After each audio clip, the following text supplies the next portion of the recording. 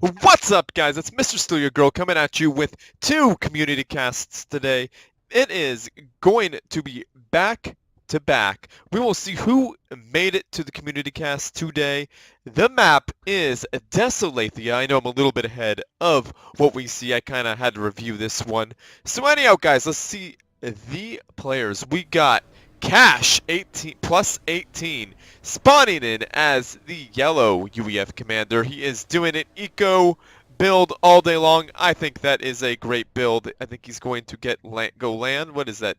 2 land. Very, very good. And then his opponent, we got Rainbows and Unicorns doing another excellent mass opener build. Taking a minute, a little breather there for his commander and building right on top of his commander, and that's losing a little bit of time. Definitely not optimized in the build order, which is unfortunate. Lost at least 10 seconds in the build there. So I'm going to speed this bad boy up so we have enough time to fit two replays in one video. So hopefully this works out for all of us. So anyhow, an excellent choice for Cash 18 plus. He's getting the Meteor. Meteor is definitely a good thing, and building a factory in the middle, controlling this middle part is key for winning on this map. Pretty much it is. A lot of the engagements happen right here, but it may or may not work out in this one. So we got shields on the factories, which I don't know why there's shields in the factory at the moment because there's no one's attacking. Kind of a little bit of waste of mass, but not terrible. So going bombers, committing to bombers, must already know that his opponent is committing to the ground. And a research station going down for Cash 18 plus 18. So these bombers could cause lots of problems for Cash 18 plus 18. If they would just attack right here, they'd be good to go. Not in this trajectory. They could go across and get in the line of fire of that factory. That's a better trajectory. That is much better. So bombers attacking the mobile missile launchers. Now, the mobile missile launchers have the advantage, and I like how Rainbows and Unicorns is expanding up north. That is definitely what you want to do. You want to expand. And Cash plus 18 is not expanding, and yeah, in fact, lost one mass extractor. Now, these things should really be getting to work all together, really. It'll be quicker. So, I would like to see more factories being built by Rainbows and Unicorns. Now, these units here are just going to be allowed to do that. There is no response from Rainbows and Unicorns except for that one sharpshooter. One sharpshooter is not going to beat 4 meteors, I'll tell you that right now.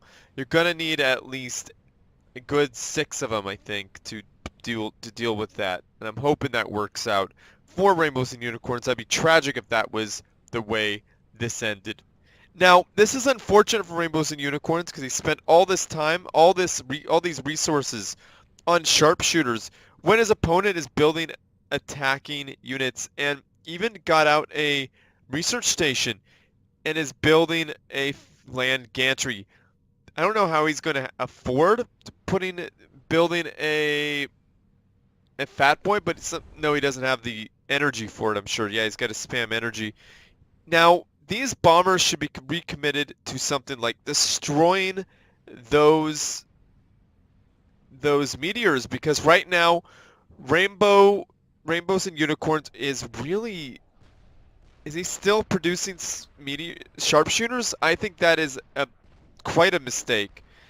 Now, yeah, definitely a big mistake. That is why this is not going to work out well for Rainbows and Unicorns. He's got nothing to fight with. He's got, look at those meteors get just annihilated.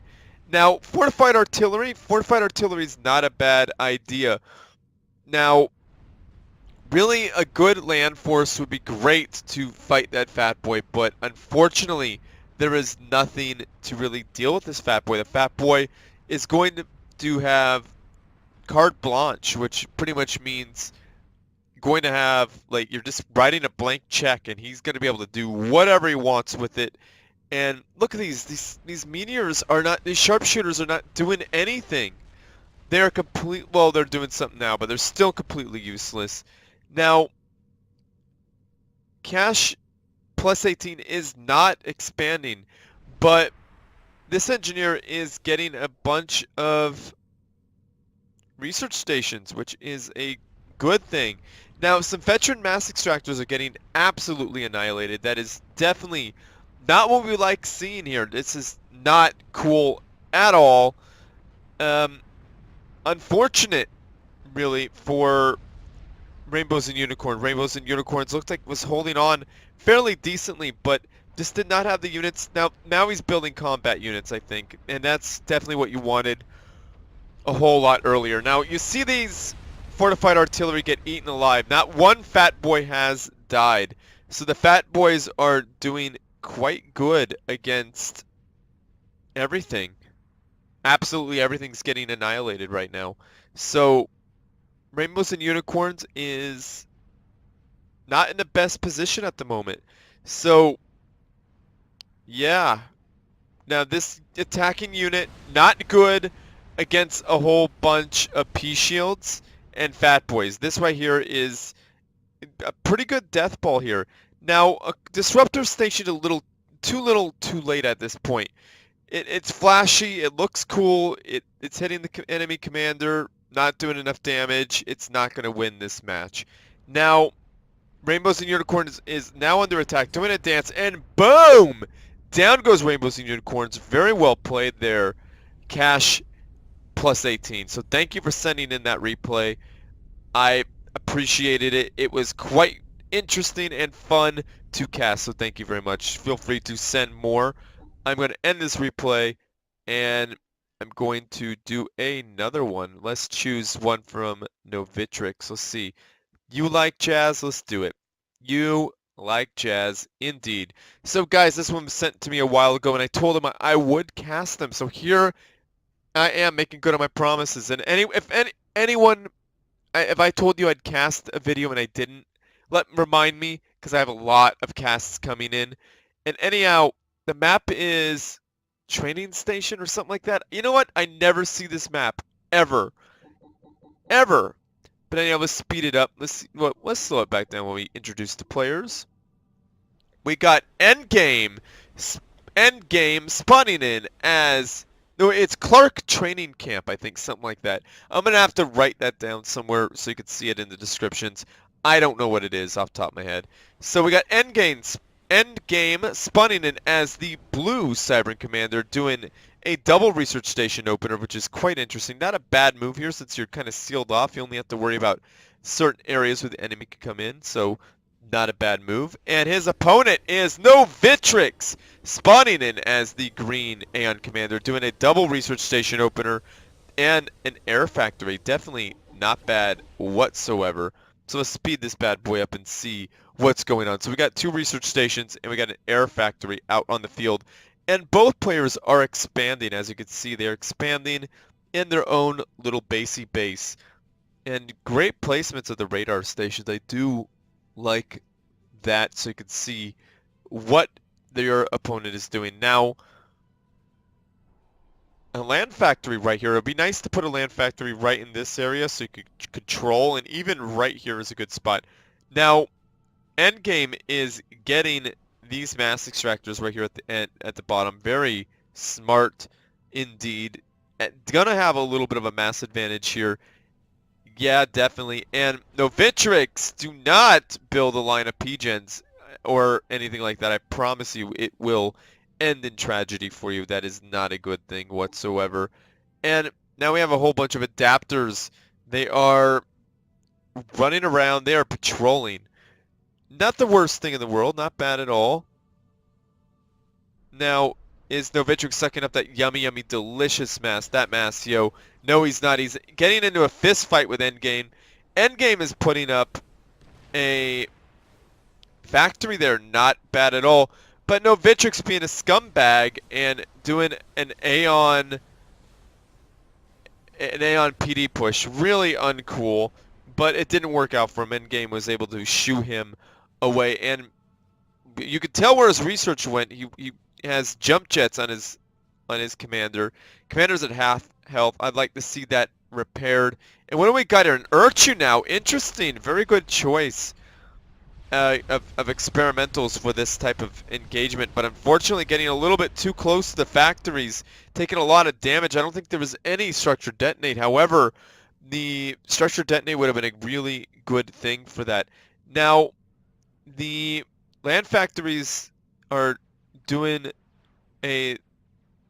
They have that thing going on, have that tactical missile, not a bad thing at all. Now, the Megalith should win out here quite easily against the Urchin now, because Urchin now is very, very hurt. Now, where did that other... Was there only one Megalith, or were they two? I don't know. But anyhow, there's a lot of delicious, yummy mass here.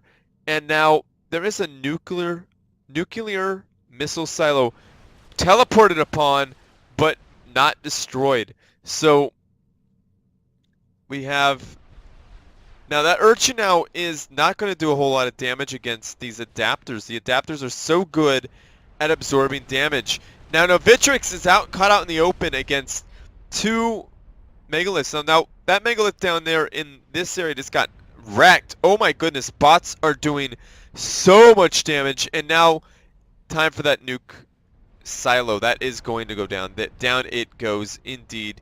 Now bomb bouncers. Definitely a good choice for defense, but against Urchinows, I do not recommend it. Now, a Universal Colossus, that could be game-ending. Now, as you can see why I sped it up, because we're already at half-hour mark. So that is what is going on. So another Universal Colossus being built. And now, this is not how you want to use the Universal Colossus against bomb bouncers. As you can see, the bomb bouncers just now taking damage, and that Universal Colossus is free to run amok, and boom, down it goes.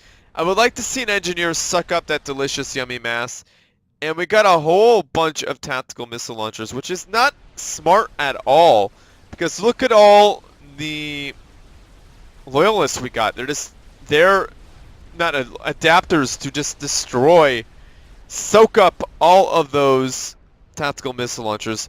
But if those loyal adapters get moved for any reason, these things could just level the base just like that.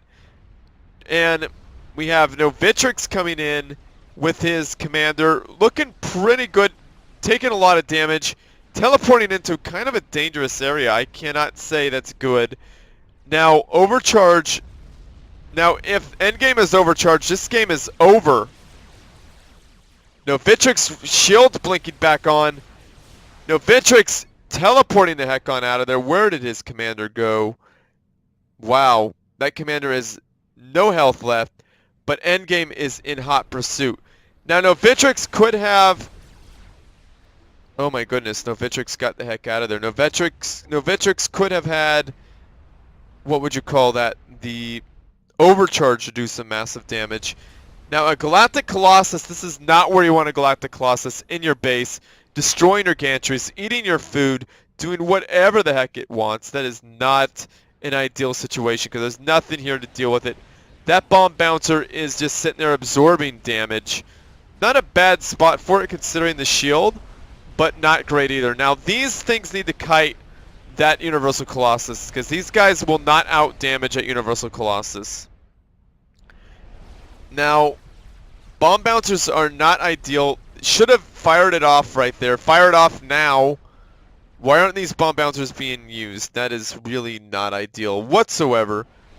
Now, Universal Colossus still alive in the base.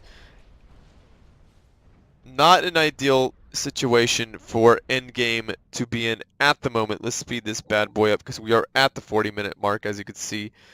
That Universal Colossus finally gets destroyed by the ACU, getting repaired. That is definitely what you want to do. Now, if I were any of the players, I would hide a nuke missile silo somewhere off to the side. Now, an Illuminator and a Space Temple. The Illuminator is not even needed right now, but super useful for finding that commander. That commander is going to have a very bad... Ooh, a Monkey Lord! Monkey Lord and 2 Universal Colossi. Very interesting indeed. Now that Monkey Lord could possibly take on a Universal Colossi 1v1, but right now at this point, most definitely not when there's 2 of them.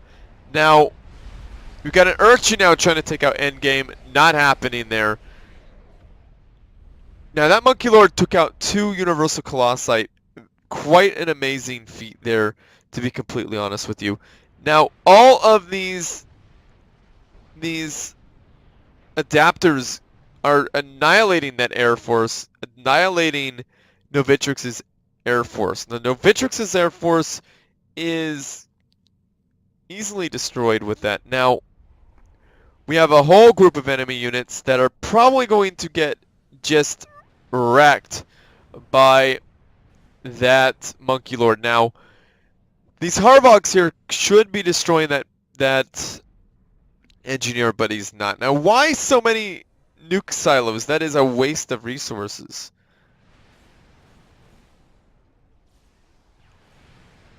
Now, the Monkey Lord is wiping the floor with the enemy units. Probably has some pretty nice veterancy right now. Really want to move that Monkey Lord into a position where it could do some damage. Now, for endgame's sake, you really want to hope that doesn't hit his commander or this ball of units. And lucky for him, it did not. But it did destroy a whole lot of his stuff. And then we got some build capacity here threatened. He only has 1 engineer left. Now, if endgame gets focused down, he is going to die. He did not jump very far, and he is very low. A strategic missile, boom! Down he goes. Takes out the ACUs. So very well played there, both players, Endgame and Novtrix. An awesome job there.